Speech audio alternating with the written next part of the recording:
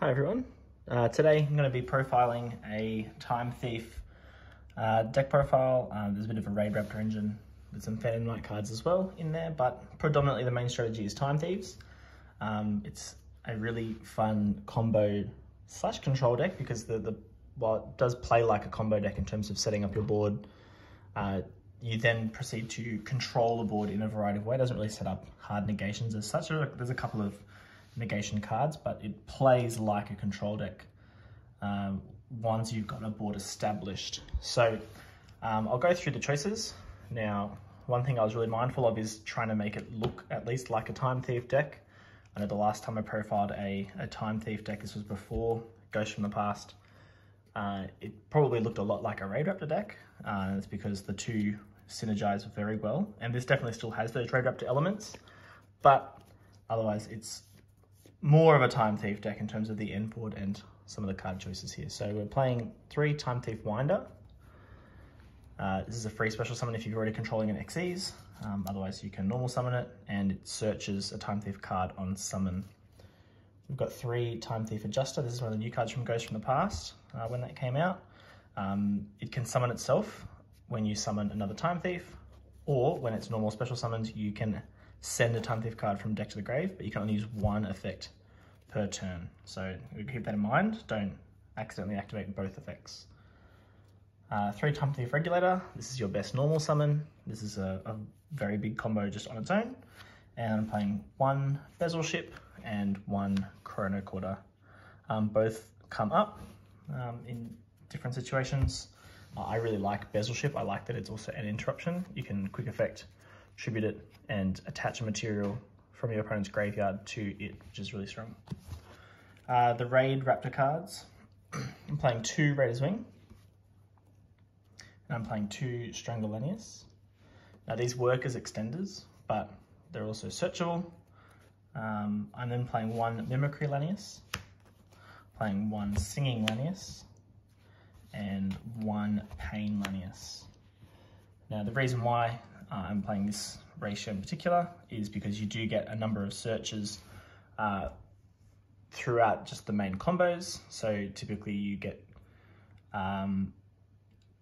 3 searches. So you get the search off the first Wise Strix, usually for the Singing Lanius.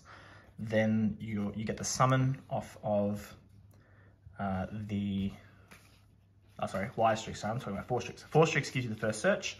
Wise Strix gives you the summon from deck, and then you get a third one, which is the search. So between the 3 cards, if you do get to go full combo, you get through most of this Raidraptor engine, which is great. I'm playing Triple Parallel Exceed, just as another extender. A lot of the Time Thief cards can, Regulator and, actually it's just Regulator. Regulator, Bezel Ship, and Chrono Quarter can all be turned into Almirage, which gives you access to Parallel Exceed. Also, Exceed can help to chain block Wise Strix, which is nice. It's just another extender that you can play. Helps you get into something like Traptrix Rafflesia to help play around Nibiru.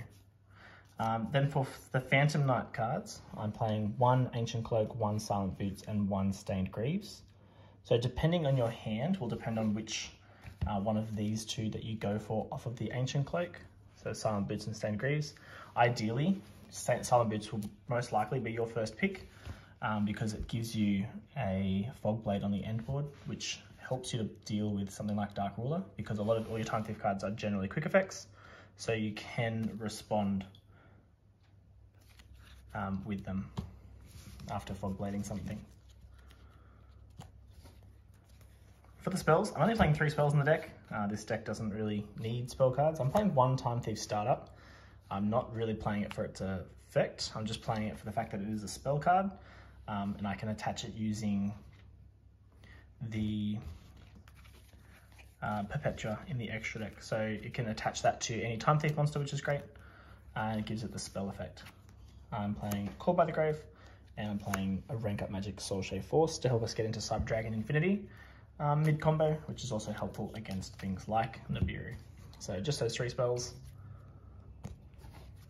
For traps, playing 3 Shade Brigandine. This is a really good card in this deck because obviously your Time Thief exceeds monsters gain effects when they've got trap cards attached and other types of cards. So Shade Brigade is really good. It's a level 4 extender and it gives Redoer and Double Barrel very strong effects. Got 1 Fog Blade, 1 Time Thief Retrograde, 1 Time Thief Flyback, and the last trap is Gravedigger's Trap Hole for Rafflesia, which I mentioned earlier. So they are the traps that we are playing. And Flyback is serving a similar role to the spell card, the Time Thief spell card that we're playing. It's pretty much just a name in the deck that you can attach using Perpetua, but Flyback does have a really nice DD Crow-like effect where you can take a card out of the graveyard and attach it to one of your Time Thief Exceeders. 4 hand traps. There's not a lot of space. I'm just playing 3 Ash and 3 Gamma plus the 1 Driver, so it's 41 cards total. These are just well-rounded hand traps. Gamma's really good because of Regulator.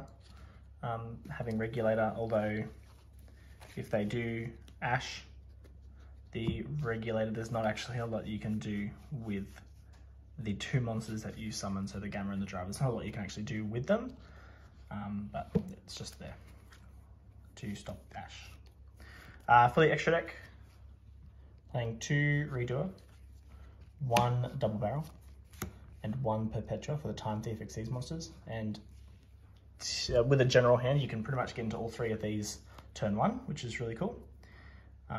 Playing 2 Force Strix, which is necessary for the combo. For a going second card, Arc Rebellion and Raiders Knight, helps to OTK. Playing a Tornado Dragon for spell trap matchups, Trap Tricks Rafflesia as a help against Nibiru, and Cyber Dragon Infinity, which serves a very similar purpose, but potentially you could cut one of these down.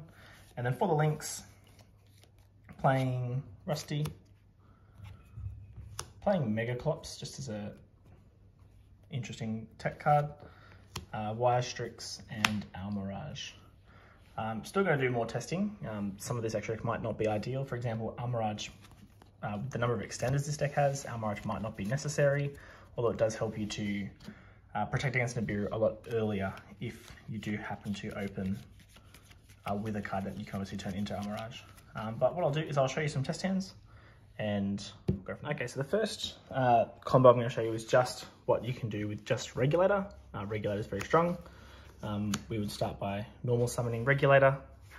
Because we control no other monsters, we contribute it for its effect, and we can summon out 2 Time Thief monsters from the deck. And in this instant, I'm going to summon out Winder. I'm going to summon out Bezel Ship.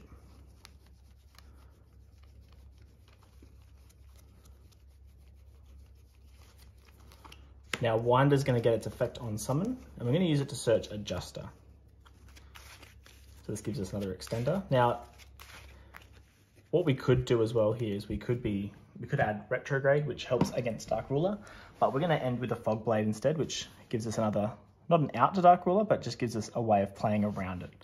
So this one's going to extend a little bit further, with the out to Dark Ruler not being as strong as something like Retrograde, but it's still, you still can do things outside of Dark Ruler.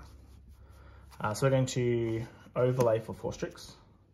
Going to detach the Bezel Ship specifically because it has an effect to bring itself back. And we're going to search for our Singing Lanius.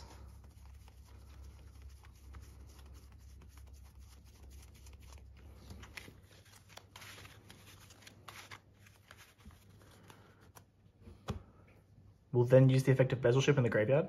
It can detach from an Xyz to summon back, but it will get banished when it leaves the field, but we're going to be using it as an Xyz material, so it won't get banished.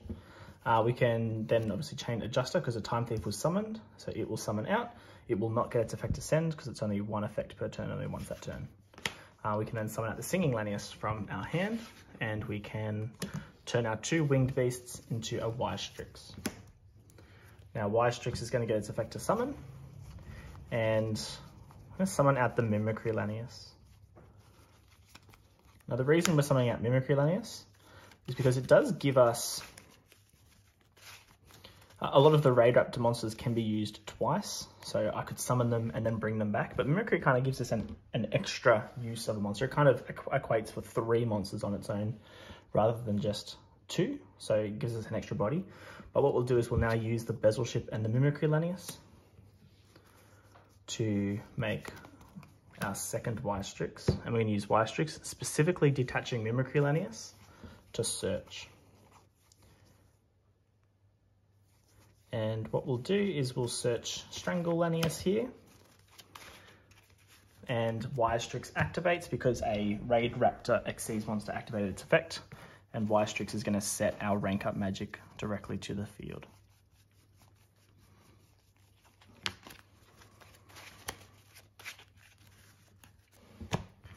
So that's set to the field. We've got our Strangle Lanius, and we just fire that off straight away because it gets us straight into our Infinity.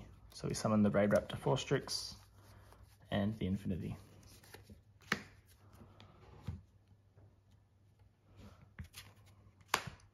Okay, from here we can use Mimicry Lanius in the graveyard because it was sent, because it's in the graveyard and it was sent there this turn. We can banish it to add a Raidraptor card from our deck to our hand, and we're going to add our other main extender, which is Raider's Wing. Now the reason why we run the 1 Pain Lanius in the deck is because if at whatever reason we've opened one of these previously, we can use our additional search on Pain Lanius, which is just another extender throughout the combo. Now we can do this to, I'm just thinking, no, we'll do it this way. So we'll use Raider's Wing, detaching from the 4-Strix to summon, and we'll then turn our 4-Strix and our Y-Strix into Rusty Bardiche. Can use Rusty Bardiche's effect. Going to you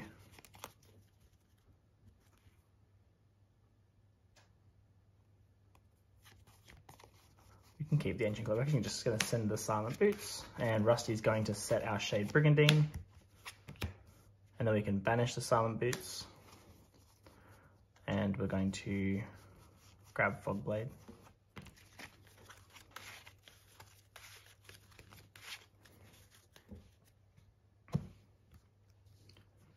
Okay, from here, we can start to consolidate our monsters.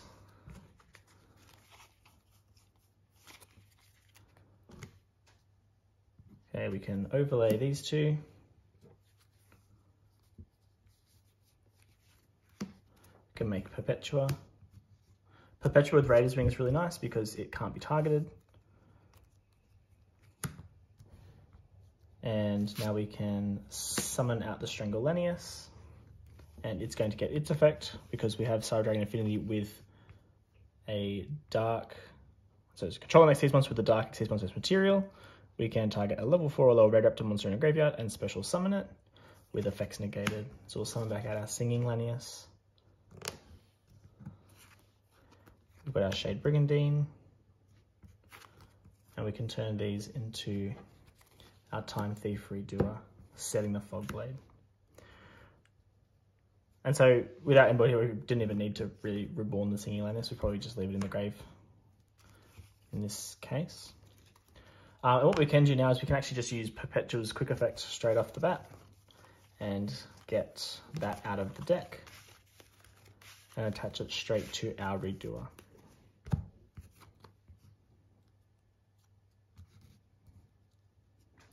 And we can end our turn there. So we've got our Fogblade, we've got a Redoer with all 3 types of card there. We've got Monster Spell Trap, which gives us a draw, gives us a bounce. I've got our Fogblade, our Infinity, and Perpetua in the standby phase of our opponent's turn can summon back a monster. Now we could, hypothetically, we could summon back Winder. Winder would give us a search for something. We'd probably search out another Adjuster, which gives us a play going into next turn, or we could summon back Bezel Ship as another option, and Bezel Ship is its own interruption as well, because Bezel Ship contributes itself to attach a card from our opponent's graveyard as a quick effect to their graveyard. So it's a little bit like a DD Crow. We could Perpetua bring back Bezel Ship, and when they're doing something that interacts with their graveyard, we can obviously chain the Bezel Ship and take that card and attach it to one of our Time Thief Xyz monsters. But that's the first combo. I'm actually going to just jump back a few steps and show you how we could go just that little bit further. We can actually get the double barrel onto the field, though we lose out on the fog blade in that instant. Okay, so just jump back to this spot really quick. This is right before we summon Rusty. It's right before we summon Raider's Wing. So we're going to go ahead and summon out the Raider's Wing again. And we're going to turn our 4 Strix and Y Strix into Rusty.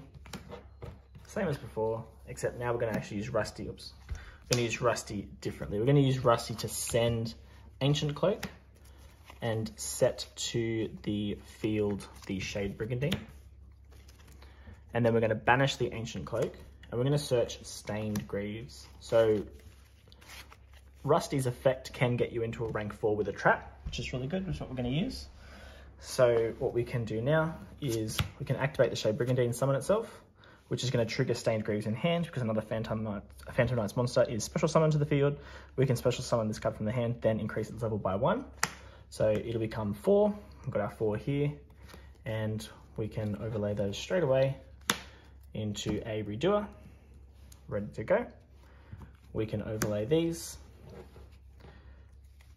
into our Perpetua, and we can special summon out our Strangle Lanius using its effect to bring back out our Singing Lanius, and we can overlay these for the double barrel. Now what's really nice here is we can obviously use our Perpetua's quick effect. Now I like to prioritize getting out the flyback first. Now we're not going to attach it to Redoer. Now Redoer, yes, we could draw a card with the spell effect, which is nice, but we're going to use quick effect to attach that to double barrel. And this is where we would be passing turn. So now going into our opponent's turn, in the standby phase, Redoer is going to get a card. So it will get a material, most likely a monster, maybe a spell. Traps are a lot less likely though, given the format. But what we can use is we can actually use Perpetua's quick effect in our opponent's turn to get the startup. And we're actually going to attach it to the double barrel because the double barrel's got its spell and its trap effect are both quite nice. So we can leave that just there. Our Perpetua gets its standby phase effect. We'll keep the Raider's Wing attached. It can't get impermed because it cannot be targeted. And we can summon back something. Again, we could summon back the Bezel Ship if we want another interruption, or we could summon back the Winder or the Adjuster as more forms of follow-up. I would preferably go for Bezel Ship because it just gives you that one extra interruption, which is nice.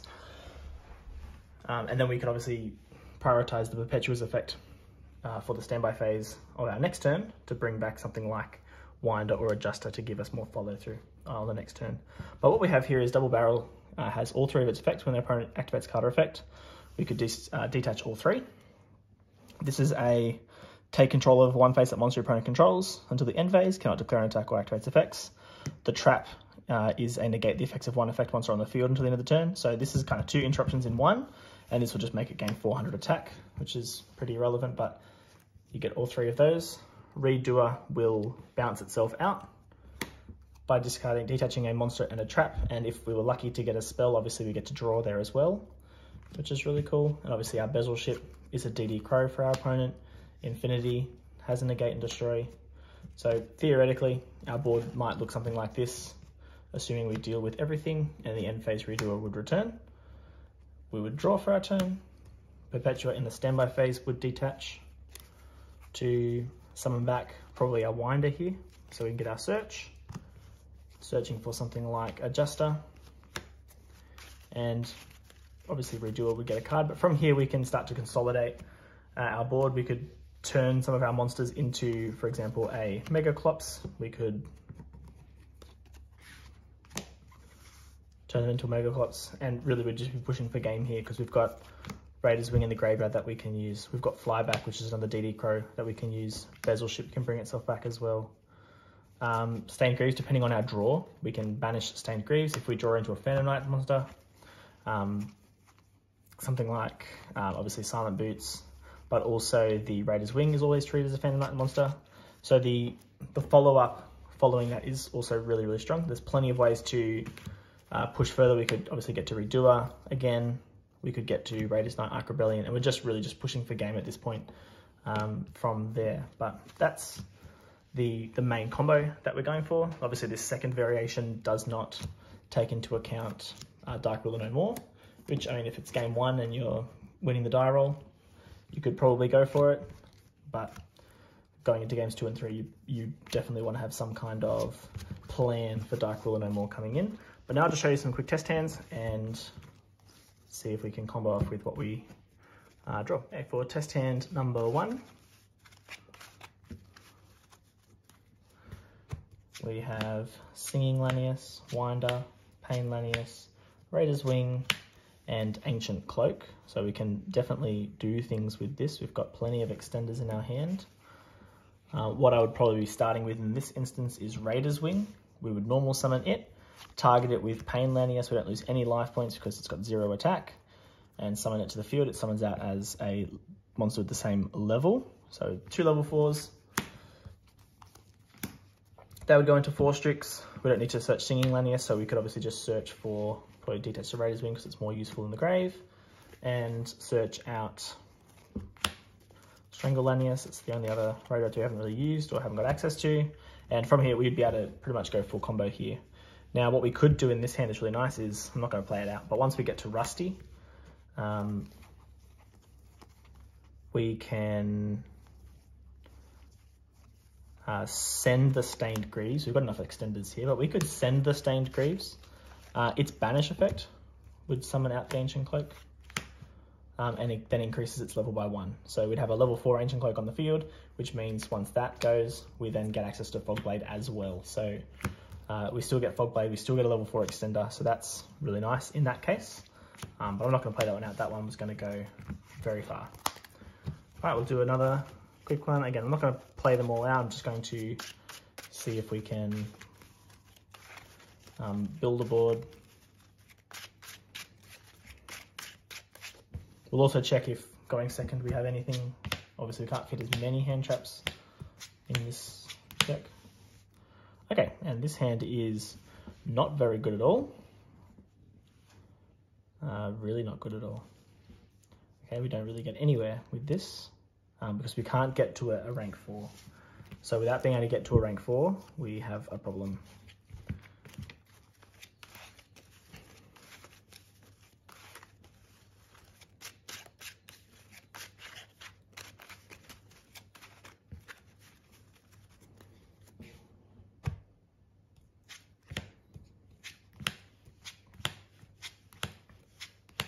Okay, and this is really good. This is very much a full combo. Regulator on its own is a combo. We've already drawn the Fogblade, so we could go for our variation 2, which doesn't play around Dark Ruler because we still get access to Fogblade in this hand, which is lovely.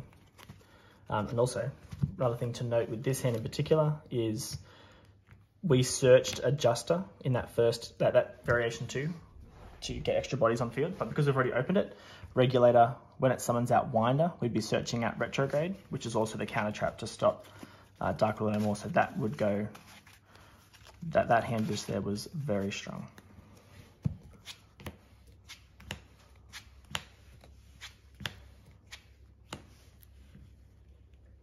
Okay, and in this hand, we do not get to a rank 4, so we are not playing the game.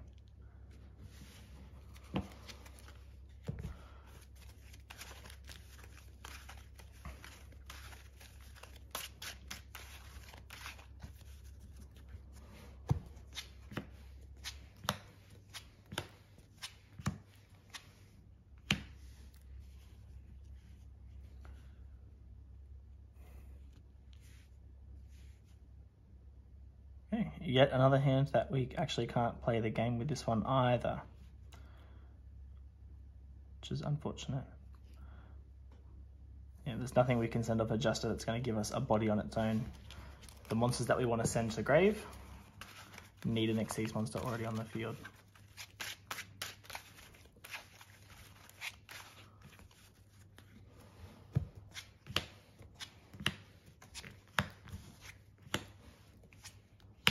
And 5. Okay, so this hand is playable. We do get to do things with this hand, although we are going to be in a bit of a, we can't play against Nibiru with a hand like this because we're going to have to lock ourselves into darks pretty early on. This is our only extender that's going to just freely summon itself to get us to a rank 4. So either one of these that we normal summon, we'd probably hang on to that because we can special summon it once we've got the XEs. So in this hand, we can already special summon that too if we have an XE. So we normal summon the Mimicry because these two can already bring themselves out. We have to special the Strangle Lanius. We'd overlay for our 4 Strix and we'd go on from there, but we don't get to play around Nibiru in that instance. And Nibiru would hurt very, very hard because we wouldn't be getting to any kind of negation on the board there. So Nibiru, they could just hold it right till the end and we lose. I'll do just one last one. Hopefully we can play the game with this.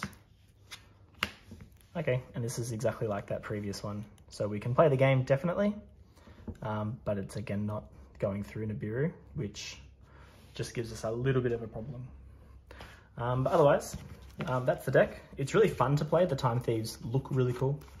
Thematically, they are really fun to play, although they are like fairly consistent. Obviously, you saw there was a number of hands there where I wasn't able to play because I was not able to get a rank 4, but you could definitely add more.